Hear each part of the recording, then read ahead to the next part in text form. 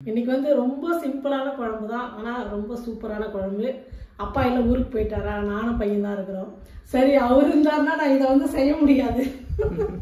பாருங்க, சக்கரவள்ளி கிழங்கு காரக்குழம்பு. ஆமா, நீங்க வேக வைக்கும் போது இது ஏதோ ஸ்நாக் மாதிரி செஞ்சு சாப்பிடுவீங்கல்ல, ஒரு மாதிரி வேக வச்சுட்டு தாளிச்செல்லாம் சாப்பிடுவீங்கல்ல. இதுல வந்து பொரியல் போட்டுக்கிறேன், நம்ம சேனல்ல உப்போட் போட்டுக்கிறேன், அப்புறம் போண்டா போட்டுக்கிறேன், சக்கரவள்ளி. ஆமா, 4 ரெசிபி செஞ்சு வறுவல் போட்டுக்கிறேன் செஞ்சிருக்கோம். இதுல வந்து ஏற்கனவே 4 விதமான இது செஞ்சிருக்கிறோம், நம்ம சேனல்ல போட்டுக்கிறோம். எனக்கு வந்து ரொம்ப பிடிச்ச கிழங்குன்னா இந்த சக்கரவள்ளி கிழங்கு தான். வேக வச்சு சும்மா எப்பயுமே சாப்பிட மாட்டேன், அந்த மாதிரி எனக்கு பிடிக்காது. போண்டா செய்வோம், பொரியல்னா சாதம் இவ்வளோன்னா பொரியல் இவ்வளோ சாப்பிடுவேன். இன்னைக்கு வந்து நம்ம வந்து காரக்குழம்பு செய்யலாம், முட்டை போட்டு 2 பேர் தான், நானும் தம்பி அப்படின்னு சொல்லிட்டு முட்டையை வேக வச்சு எடுத்துட்டேன். பரவாயில்லையே, 2 முட்டை வந்து வேக வச்சுக்கிறேன். 3 எடுத்தேன், அது ஒன்று வந்து தோல் எல்லாம் வந்துடுச்சு. அதனால அது வந்து அம்மாவுக்கு ஃப்ரீ முட்டை. ஆமா, ஆளுக்கு 1 முட்டை 2 முட்டை. நான் வந்து முட்டை எப்பவுமே வந்து இவங்கெல்லாம் ஒன்னொன்று தான் சாப்பிடுவாங்க, என்னை பார்த்தாவே தெரியும். நான் எனக்கு மட்டும் 2 முட்டை வேணும். ஆமா, காரக்குழம்பு எதுவாக இருந்தாலும் நான் 2 தான் சாப்பிடுவேன். இப்போ நம்ம இதுதான் வந்து ஒரு சூப்பரா அவசரத்துக்கு எனக்கு பிடிச்ச மாதிரி, உங்களுக்கு பிடிக்குதா இல்லையான்னு தெரியாது, இன்னைக்கு வந்து எனக்கு பிடிச்ச மாதிரி ஒரு காரக்குழம்பு செய்ய பாருங்க. பரவாயில்ல. என்ன இவன் கூட வந்து பையன் கூட வெறும் குழம்பு தொக்கு ஊத்தின்னு சாப்பிட்டுருவான். ஆனா அவர் இந்த மாதிரி எல்லாம் செஞ்சா அந்த குழம்பு கூட சாப்பிட மாட்டாரு. அதான் பாருங்க. ஆமா, அதனால அவர் இல்லாதப்ப நமக்கு பிடிச்சது செஞ்சு சாப்பிட்டுக்கலாம். எண்ணெய் ஊத்துறோம்ப்பா. எண்ணெய் ஏதோ பொரிச்சு வச்சிருக்கீங்க. இது போண்டா செஞ்சுனா சரி, இன்னொரு வீடியோ எடுத்துக்கலாம் அப்படின்னு சொல்லிட்டு அப்படியே இருக்கேன். ஒரு 2 முறை செஞ்சுட்டு அப்புறம் கழுவிட்டா அந்த எண்ணெய் வந்து நம்ம குழம்பு தாளிச்சுக்கலாம் எப்பவுமே. அந்த மாதிரி ஒரு 2 டேபிள் ஸ்பூன் எண்ணெய். ஒரே ஒரு ஆளு வீட்டுல இல்லைங்க, 2 நாள் கஷ்டங்கள் பாருங்க. சந்தோஷமா பேசுறோமோ, சண்டை போடுறோமோ, பிரச்சனை பண்றோமோ, ஆனா அந்த ஒரு ஜீவன் இல்லையாங்காட்டியும் வீடே எனக்கு பைத்தியம் முடிச்சு போச்சு. இன்னைக்கெல்லாம் நான் சமைக்கவே இல்லை, இவன் வெளியே போயிட்டான். காலையில 12 மணிக்கு 2 தோசை, அதுவும் சட்னி செய்யல, ஒன்றும் செய்யல, தக்காளியில சக்கரை போட்டு சாப்பிட்டேன். அப்புறம் 3 மணிக்கு வந்து பசி எடுத்துக்கிச்சு. அந்த மாவு கரைச்ச மாவே வந்து கொஞ்சம் இருந்ததுங்களா, இங்க பாருங்க. சரி, ஒருத்தருக்கு எப்படி சட்னி செய்யறது அப்படின்னு சொல்லிட்டு மிளகாத்தூள் பூண்டு இடிச்சு போட்டு தோசைக்கு ரொம்ப சூப்பரா இருக்கும். அது சாப்பிட்டு முடிச்சுட்டேன் 2 தோசை. நான் சாப்பிட்டு முடிக்கிறேன், அப்பதான் வரோம், அம்மா என்ன செஞ்சேன் அப்படின்னு சொல்லிட்டு. நான் என்ன செஞ்சேன், ஒண்ணுமே செய்யலடா, தோசை ஊற்றி தரேன்னா வேணாண்டா. அப்புறம் டக்குன்னு ஒரு 3 பிரெட் இருந்தது பீஸ், அது வந்து ரோஸ்ட் பண்ணி கொடுத்துட்டு காப்பி வச்சு கொடுத்துட்டேன், முடிஞ்சிச்சு. Evening snack. ஆனா அப்பா இருந்தா தானே, அவர் இதெல்லாம் சாப்பிட மாட்டாருன்னு சொல்லிட்டு பயந்துன்னு செய்வேன். நாங்க ஏதோ ஒன்று அட்ஜஸ்ட் பண்ணி சாப்பிட்டுக்கிறதுதான்.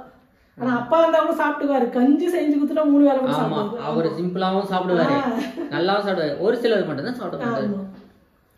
எண்ணெய் காஞ்சிடுச்சு, கடுகு சேர்த்துக்கலாம். பல நேரம் டீயை குடிச்சே போதும்னு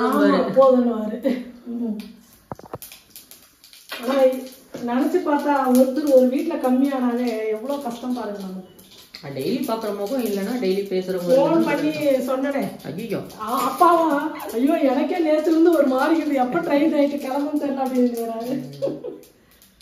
அதுவும் நம்ம ஊர் பக்கம் வந்து வெயில் அதிகமா, இருக்கவே முடியல, அவ்வளவு வெயிலாம். பரவாயில்ல, மன கோயம்புத்தூர்ல வெயில் இன்னும் அடிக்கல.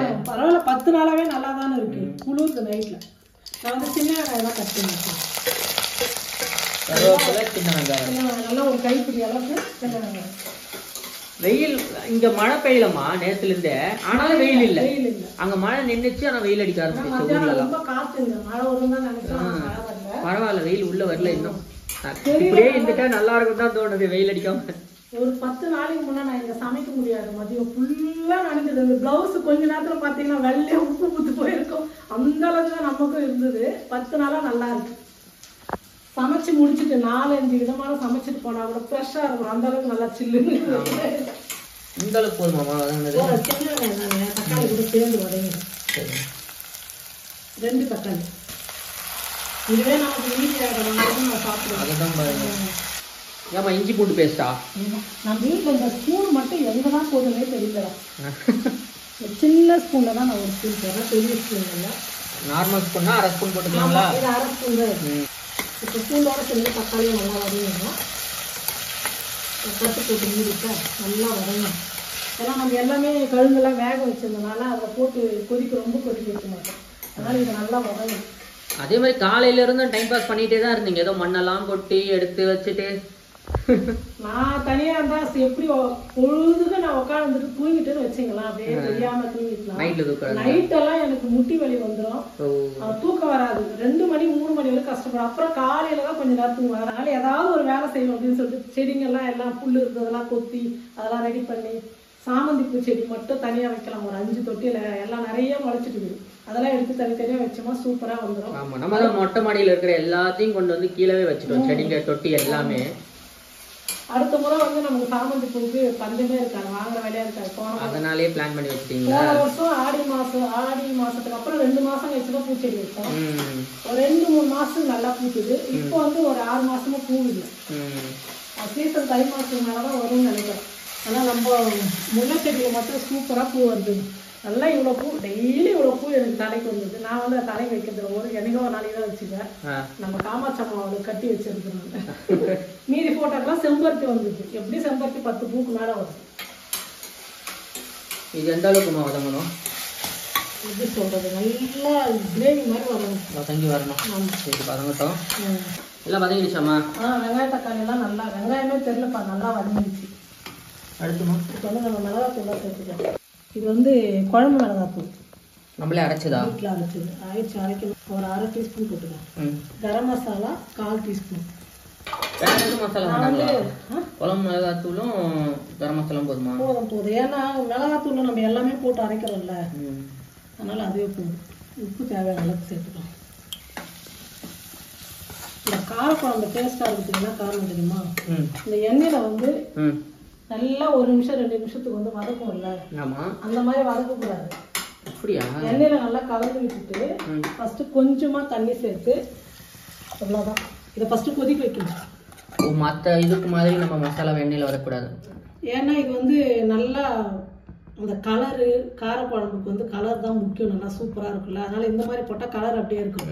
அதுல போட்டா கொஞ்சம் வதக்க கொஞ்சம் கருப்பா மாறிடும், குழம்பே வேற மாதிரி இருக்கும். அதுதான் நம்ம இந்த மாதிரி பண்றது. நல்லா 1 நிமிஷத்துக்கு நல்லா கொதிக்கிட்டோம். 1 நிமிஷம் கொதிச்சா போதும். ஸ்டவ் வந்து ஃபுல்லா வச்சுக்கிறேன். 1 நிமிஷம் கொதிக்கிட்டோம். இது எப்பமா காய்? இது கொதிச்சதுக்கு அப்புறம் இப்படியே சாப்பிடலாமா பேசாம? கொதி வந்துச்சுன்னு வைங்களேன், இதுல சாப்பாடு போட்டு கலந்து சாப்பிட்டா தக்காளி சாப்பாடு மாதிரி அது சின்ன வெங்காயத்துக்கு நல்லா இருக்கும். ஆனா இந்த குழம்பே நமக்கு போதும் தானே? ஆமா, 2 பேருக்கு. எனக்காக செய்யறல, அதனால செஞ்சுக்கிறேன். 2 வேளை தோசை சாப்பிட்டு 3வது வேளை திருப்தியா சாப்பிட்டுக்கலாம். மாம்பழம் சீசன் வந்தாலும் வந்துச்சு வீட்டுல. மாம்பழம் எல்லாம் என்னமாச்சு, குடிச்சிட்டீங்களா? கேட்டா நான் சாப்பிடவே இல்லைன்னு சொல்றேன். சாப்பிட்டு பழுத்து பாரு, இன்னும் ஒண்ணு இருக்குது. ரொம்ப பழம் வரைக்கும் யாருமே சாப்பிடலன்னா என்ன பண்ணுவாங்க சொல்லு பார்க்கலாம். இன்னைக்கு காலையில கூட ஒரு ஒட்டு மாங்காய் சாப்பிட்டேன், எடுத்து வச்சுக்கிறேன். 2 கொட்டை எடுத்துன்னு போயிட்டு அது எல்லாத்தையும் நாத்து நடுற மாதிரி நட்டு வச்சுட்டு ஒரு மாதிரி மாங்காய் செடி வளர்த்து பிரியா வீட்டுக்குமே வைக்கணும். பேசாம நீங்களும் ஒரு எம்டி லேண்ட் வாங்கி வச்சு விட்டுருங்க, வேலை முடிஞ்சுது. ஆமா பாருங்க, இப்ப வந்து நல்லா கொதிச்சிடுச்சு. கொஞ்சமா தண்ணி சேர்த்துட்டு நம்ம வேக வச்ச சக்கரவள்ளி கிழங்கு சேர்த்துக்கலாம். அது எப்படி சும்மா நார்மலா வேக வச்சிங்களா? ஆமா, குண்டால வேக வச்சுட்டேன். முட்டையும் அதையும் 2 வேக வச்சு முட்டை. இது வேணாம், இது கொஞ்சம் இதுவாயிடுச்சுல, அந்த மஞ்சள் கருவெல்லாம் வந்து கரைஞ்சிடும். எல்லாம் ஒண்ணா கொட்டிட்டோம், சேர்த்துட்டோம். அவ்வளவுதான். ஒரு 5 நிமிஷத்துக்கு நான் வந்து ஸ்டவ் கம்மி வச்சுட்டு கொதிக்க வச்சிடுவேன். ஸ்டவ் வந்து கம்மியா வச்சிடுவேன், அப்பதான் ரொம்ப சூப்பரா இருக்கும். பொறுமையா வெந்து வரணும். திக்கா இருக்குங்களா குழம்பு? ஆமா, மூடி போட்டு ஒரு 5 நிமிஷத்துக்கு வந்து கம்மியில வச்சிடுவோம். அதுக்கப்புறம் நம்ம பார்க்கலாம். ஃபைனலா அம்மா ஆசைப்பட்டு வச்ச குழம்பு ரெடி. குழம்பு ரெடி ஆயிடுச்சு. ஒரு முட்டை கொஞ்சம் காயோட சேர்த்து வெளுத்து கட்ட போறாங்க. இந்த குழம்பு எல்லாம் எனக்கு இந்த காய் மட்டும் சாப்பிடுவேன். ஆமா, கொத்தமல்லி கொஞ்சம் தூவிடலாம். கம்மியில வச்சு செஞ்சா நல்லா கலர்ஃபுல்லா நல்லா சூப்பரா கம்மியா இருக்கும், நல்லா டேஸ்டா இருக்கும். அதுக்குதான் மெயின். இந்த காய் வந்து இனிப்பு தானம்மா? ஆமா, இனிப்பா தான் இருக்கும். கொஞ்சம் இனிப்பு காரம் கலந்த மாதிரி இருக்குமா? கழுங்கு சாப்பிடும் போது இனிப்பாதான் இருக்கும், குழம்பு காரமா. சாதத்தோட சாப்பிடும் போது சூப்பரா இருக்கும். பொங்கலுக்கு இந்த கிழங்கு எல்லார் வீட்லயுமே போடுவாங்க, அதனால எல்லாருக்குமே தெரியும். அது தெரியாம யாருக்கும் இருக்காது. அப்புறம் நமக்கு வந்து மாம்பழம் கட்டு வச்சாச்சு. கார குழம்புக்கு, சாம்பாருக்கு, கீரை குழம்புக்கெல்லாம் மாம்பழம் சூப்பரா இருக்கும். கன்ஃபார்ம் மாம்பழம் இருந்தா எக்ஸ்ட்ரா சாப்பிடுவாங்க. இன்னும் கொஞ்சம் அதிகமா சாப்பிடுவாங்க. ஒரு பிடிஸ் ஒரு எக்ஸ்ட்ரா போகும். இது வந்து நான் நிறைய வீடியோல சொல்லியிருக்கேன்னா இல்லையே தெரியல. சொல்லிருக்கீங்க.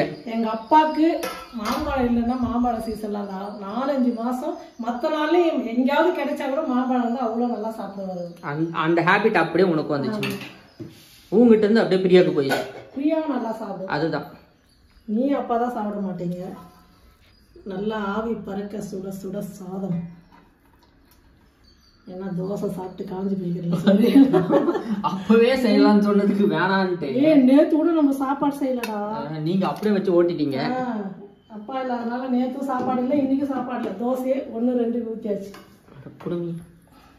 நேற்று பிரியாணி வாங்கி சாப்பிட்டீங்களா? பிரியாணி வாங்கி கொடுத்துடல. நல்லா இருக்குமா பார்க்க? நீ இந்த காயோட சாப்பிட்டு பாரு. சரி விடுங்க, உங்க ஆசைக்காக நீங்க அடுத்த முறை வந்து சாப்பிடணும்னு தோணும்.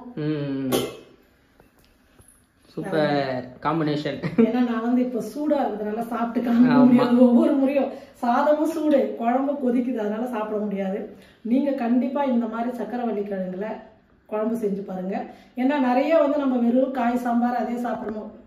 கார குழம்புன்றது ரொம்ப பேருக்கு தெரியவே மாட்டேங்குது. எனக்கு தெரிஞ்சு நான் பழகிறேன், நாங்கள் இருக்கிற இடத்துல வந்து காரக்குழம்புனா என்ன, புளி குழம்புனா என்னன்றாங்க.